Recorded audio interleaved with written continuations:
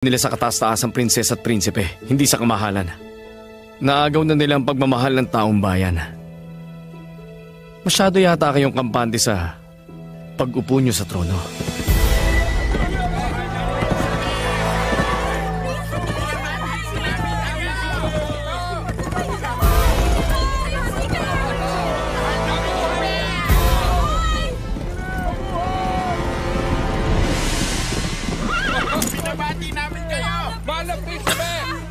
Maligayang pagdating! Narito ang emperador upang batiin kayo. Pakitanggal ang inyong armas upang mabati nyo rin siya.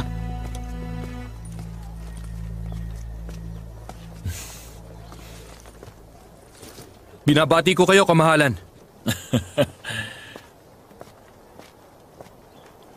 Tulad ka ng iyong ama, magiting at mabagsik sa digmaan. Binabati kita. Tindig munting prinsipe. Salamat, kamahalan. Magaling ang iyong ginawa sa digmaan ng Puban. Kailangan kitang gantimpalaan sa harap ng taong bayan. Sana'y magustuhan mo. Ilabas niyo na, pagkalooban ng munting prinsipe, ng isang kopa ng masarap na alak at isang espada.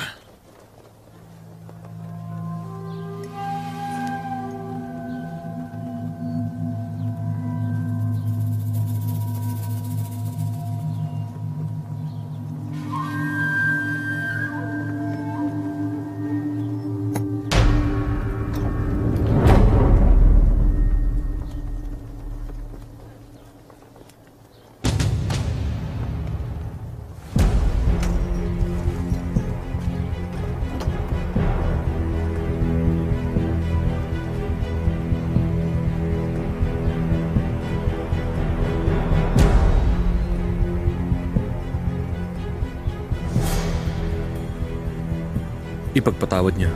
Hindi ako pinahihintulutan na humawak niyan sa harap ng emperador. Bakit naman hindi?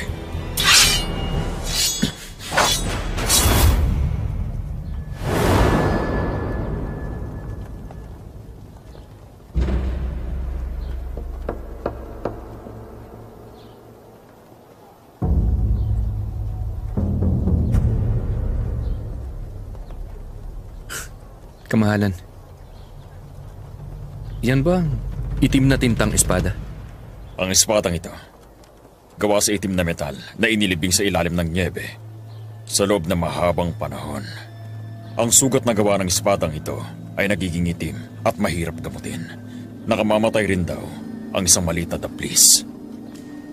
Tanggapin mo.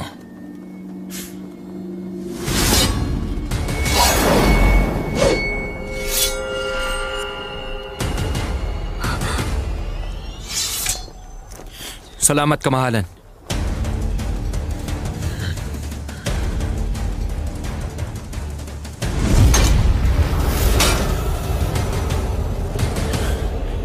Halika, samahan mo ako sa palasyo at magdiwang.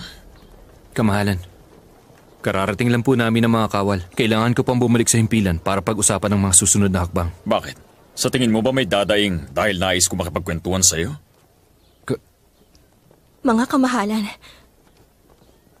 paumanhin, ang ina ng munting prinsipe ng sambahayan ng Jing'an ay malubha ang karamdaman. Kamahalan, matagal na rin nung huli akong umuwi, nung huli ko siya makita. Ngayon may sakit ang aking ina. Wala po akong ibang hinahangad kundi ang umuwi at alagaan ang aking ina. Pahintulutan niyo po akong gawin yan. Ang kalusugan ng kataas-taasang prinsesa ang mas mahalaga. Salamat, kamahalan.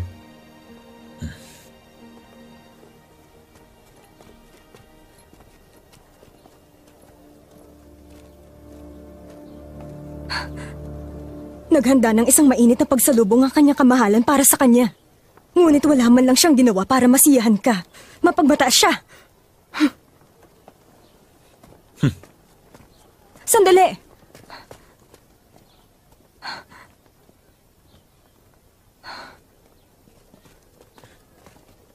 Ipadala mo ang 3,000 gwardya ng palasyo para tugisin siya.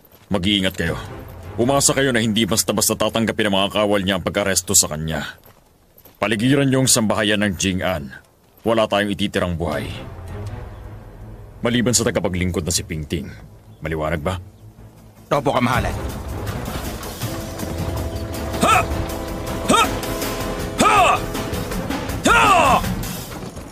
Kumusta ng aking ina?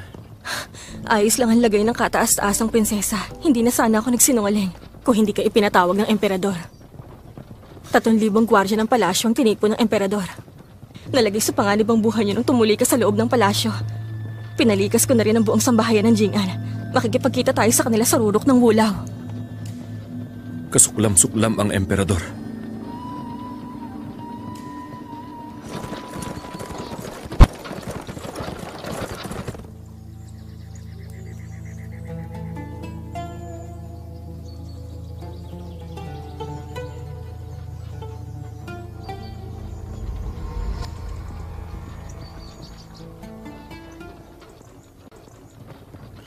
Pingting. Huwag kang mag-alala. Tingnan mo. Hindi ka maganda kapag nag-aalala ka. Walang magpapakasal sa'yo kung hindi ka maganda. Ngunit ako gagawin ko. Pingting. Alam mo na kahit isang tagapaglingkod ka lang, hindi ganun ang turing namin sa'yo. Nabanggit ko nga sa aking ina, pipili lang tayo ng araw at magpapakasal tayo. Munting amo. Nag-aatubili ka? Anak ako ng isang nagkasalang opisyal ng pamahalaan. Bata pa ako nung inampun niyo ko. Hindi ko maisip ko anong buhay ko ngayon kung hindi ako kinupkup ng inyong ina. Kinikilala ko ang sarili ko bilang miyembro ng sambahayan, tagapaglingkod man o babae. Iniisip kong pinagpala ako dahil may matutuluyan ako. Malaki ang pasasalamat ko sa pamilya niyo kahit hindi ako karapat-dapat. Huwag kang magsalita ng ganyan. Ang aking ina nag-alaga sa'yo nung bata ka. At ngayon malaki ka na. Hayaan mo akong gawin yon. Titiyakin kong ligtas ka.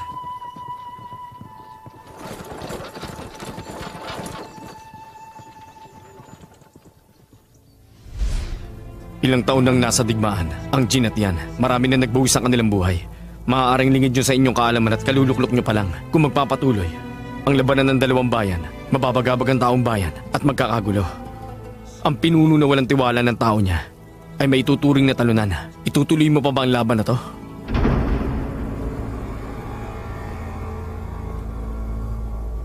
Binigyan na kita ng pagkakataon.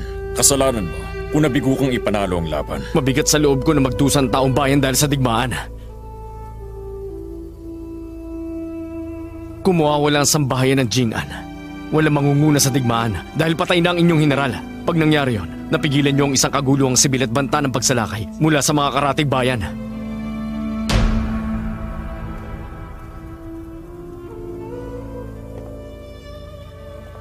Pinipilit mo ba akong tumisan ang aking mga kamay? Isa tong di pagkakasundo ng pamilya niyo. Responsibilidad niyo yon. Ang aking hukboy nakahimpil sa pamilya mula sa Puban. Hihintayin ko magandang balita.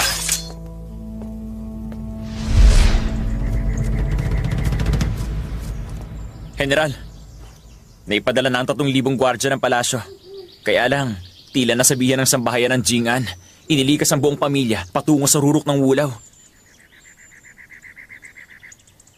Gawain niyo ng isang taong magaling manghula.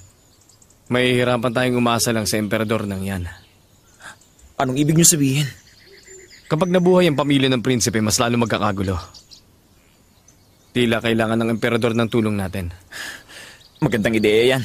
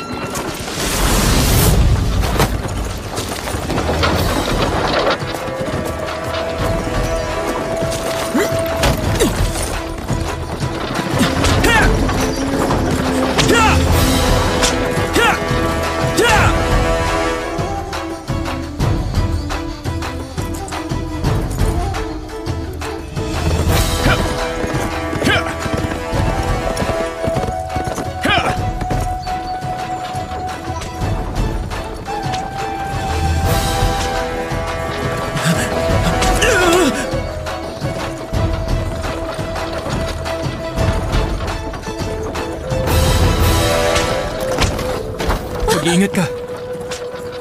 Bakit malubak? Hindi ito ang daan. Yeah! Papunta ito sa palasyo. Tigil! Ha! Ang sabi ko, tigil!